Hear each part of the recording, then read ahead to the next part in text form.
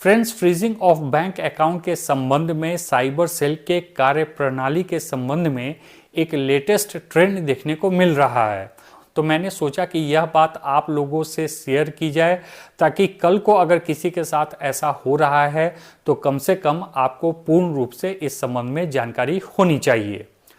तो फ्रेंड्स, हो क्या रहा है कि इधर एक दो केसेस मैंने ऐसे देखे हैं जहां पर साइबर सेल ने सीआरपीसी सेक्शन 91 के तहत बैंक को नोटिस भेजा और उन्हें उस व्यक्ति के बैंक अकाउंट को फ्रीज करने का आदेश दिया।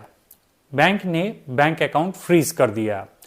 वह व्यक्ति जिसका बैंक अकाउंट फ्रीज हुआ था उसने साइबर सेल को कभी कांटेक्ट ही नहीं किया। इस बीच इन्वेस्टिगेशन के दौरान साइबर सेल को इस बात की आवश्यकता महसूस हुई कि जिस व्यक्ति का बैंक अकाउंट उन्होंने फ्रीज कराया था उनसे पूछताछ की आवश्यकता है और इसके लिए उन्हें साइबर सेल में बुलाया जाना चाहिए। किसी कारणवश साइबर सेल जब उनसे कांटेक्ट नहीं कर पाए तो लास्टली साइबर सेल ने दोबारा बैंक को सीआरपीसी सेक्शन 91 के अंतर्गत नोटिस किया और बैंक को यह कहा गया कि फलाने मामले में जो व्यक्ति का बैंक अकाउंट फ्रीज किया गया है, बैंक उस व्यक्ति को सूचित करे कि 7 से 15 दिनों के अंदर उन्हें साइबर सेल के सामने उपस्थित होनी है और जो भी मसला है उस संबंध में उन्हें क्लैरिफिकेशन देनी है।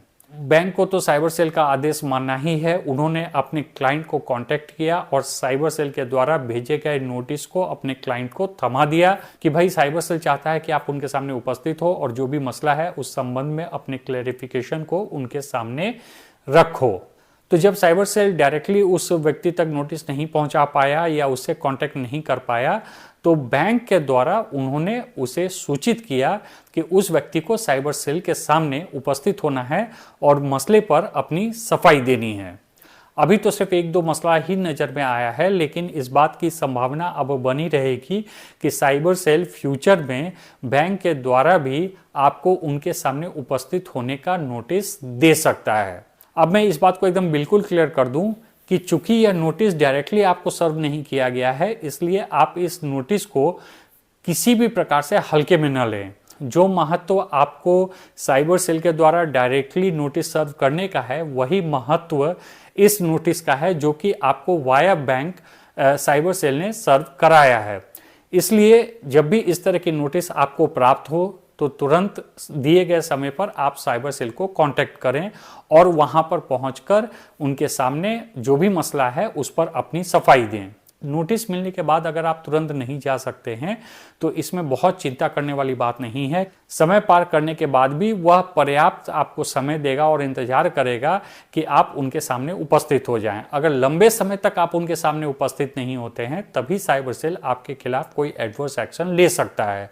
हालांकि मेरा इसमें आप सबों को सजेशन है कि इस तरह के नोटिसेस जब भी आपको प्राप्त हो, चाहे डायरेक्टली साइबर सेल के द्वारा प्राप्त हो या आपके व्हाट्सएप या मेल पर आपको उपलब्ध कराया जाए या फिर जैसा कि मैंने आपको अभी बताया है कि वाया बैंक आपको इस तरह के कोई नोटिस देकर उनके सामने उपस्थित होने को कहा जा रहा है और अगर आप समय पर नहीं जा रहे हैं तो आप इन्वेस्टिगेटिंग ऑफिसर को कॉल करें, उनसे बात करें, अपनी मजबूरी बताएं और उनसे एक पर्याप्त समय ले लें।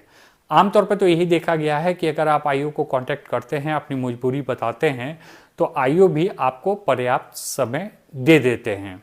बहरहाल इस वीडियो का मकसद मेरा सिर्फ इतना ही था कि अगर आपको साइबर सेल की तरफ से कोई नोटिस नहीं आ रहा है तो इस बात की संभावना भी अब रहेगी कि बैंक के द्वारा भी आपको साइबर सेल नोटिस सर्व कराए और अपने सामने उपस्थित होने का आदेश दें।